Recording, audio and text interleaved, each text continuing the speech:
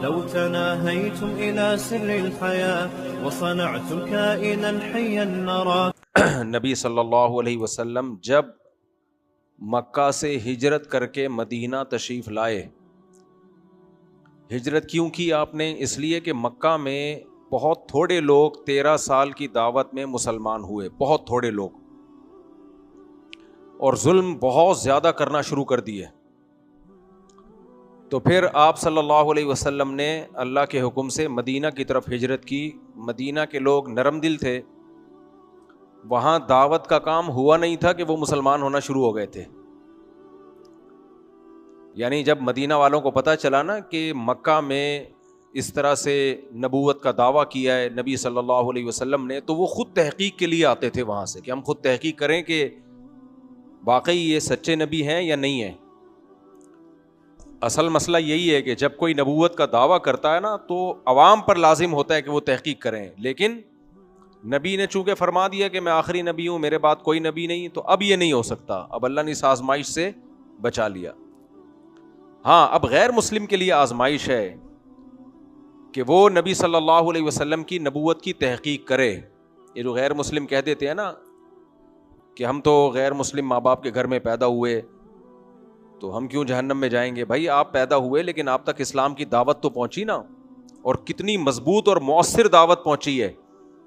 ایسا ہی نہیں ہے کہ ایک آدمی نے کہہ دیا کہ فلاں علاقے میں کسی نے نبوت کا دعویٰ کیا تھا، بلکہ 1 ارب سے زیادہ لوگ ہیں جو محمد صلی اللہ علیہ وسلم کو نہ صرف یہ کہ نبی مانتے ہیں بلکہ فالو بھی کرتے ہیں بہت ساری چیزوں میں. رمضان ہی دیکھ لو نا.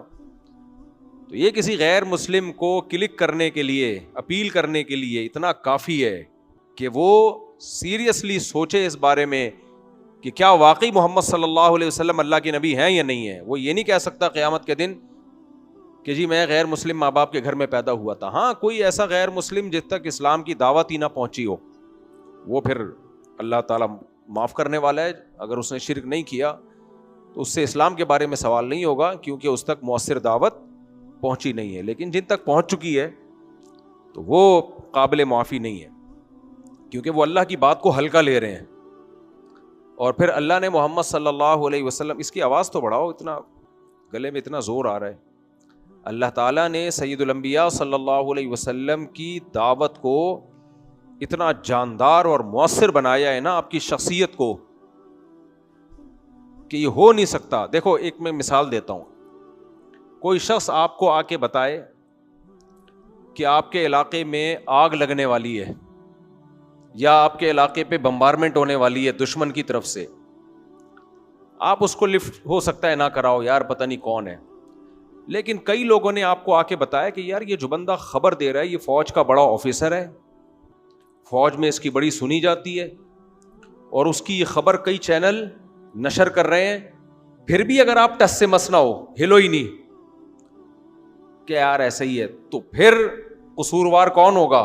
آپ ہوگے. تو محمد صلی اللہ علیہ وسلم نے جب بتایا کہ اسلام دین برحق ہے، میں اللہ کا پیغمبر ہوں، تو اگر آپ کی شخصیت غیر معروف ہوتی، آپ کی تعلیمات اتنی جاندار نہ ہوتی، تو پھر اگر کوئی غیر مسلم اس بات کو زیادہ سیریس نہ لیتا تو نہ لے بھائی. لیکن دنیا میں سب سے زیادہ جس شخصیت پہ لکھا گیا، جس کو فالو کیا گیا، جن کا دین آج تک اسی طرح محفوظ، جو کتاب وہ لے کر آئے وہ اسی طرح محفوظ، وہ واحد کون سی شخصیت ہے؟ محمد صلی اللہ علیہ وسلم. اور آج بھی خاص طور پہ رمضان میں آپ دیکھو کروڑوں لوگ ان کی دعوت پہ روزے رکھ رہے ہیں.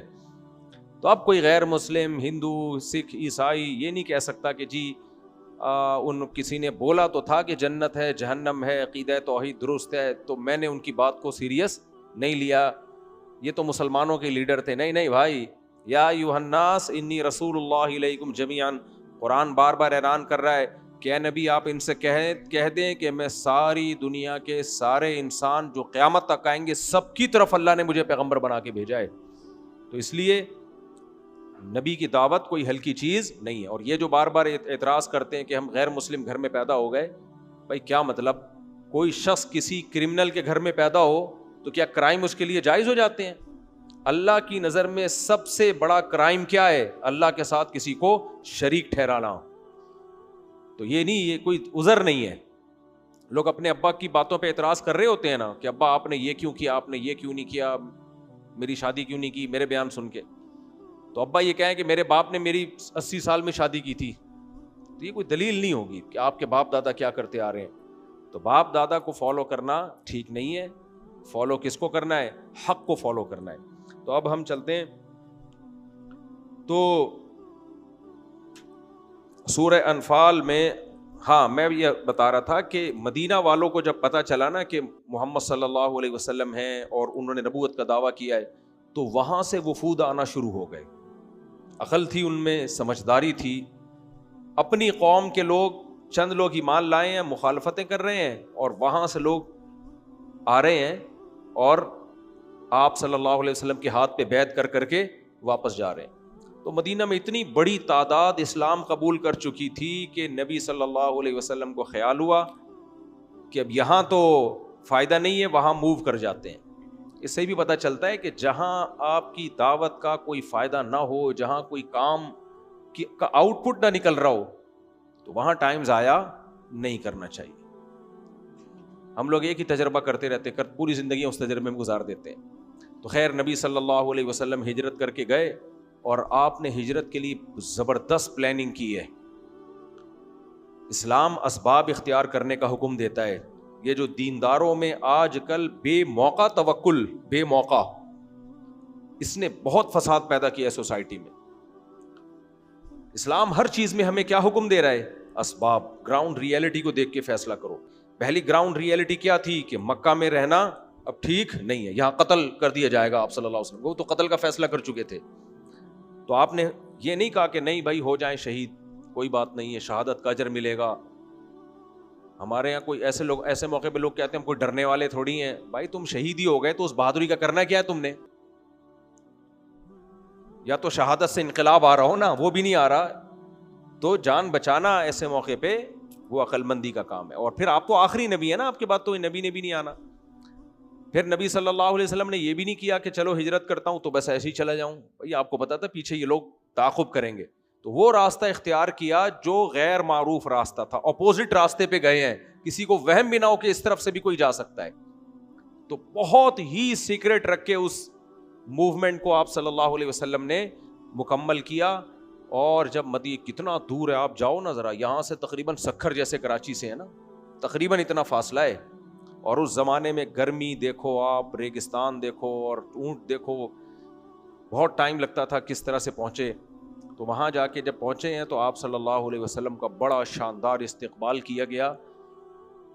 اسلام میں جو پہلی ریاست قائم ہوئی ہے بغیر جہاد کے قائم ہوئی ہے, وہ جس کو مدینہ کو پہلی ریاست کہا جاتا ہے نا, تو وہ بغیر لڑائی کے. یہ بھی اسلام کی ایک بڑی خوبی ہے کہ پبلک جو نہ آپ کی قوم کی, وہ انصار قریشی اور ہاشمی تھوڑی تھے, آپ صلی اللہ علیہ وسلم تو قریشی اور ہاشمی, زبان کے لہجوں میں بھی فرق تھا عربی میں. تو وہ ریاست قائم ہوئی نبی صلی اللہ علیہ وسلم کی. تو اب کیا ہوا کہ مسلمان بڑی قسم پرسی کے عالم میں تھے, نہ کچھ کھانے کو نہ پینے کو. انصار نے مہاجرین کی مدد کی, لیکن نبی صلی اللہ علیہ وسلم چاہتے تھے کہ یہ مہاجرین اپنے پاؤں پہ کھڑے ہو جائیں. انصار نے بہت مدد کی, انصار صحابہ نے زمینیں جائیدادیں ان کو دیں. ہوا و حرص والا دل بدل دے, میرا غفلت میں ڈوبا دل بدل دے.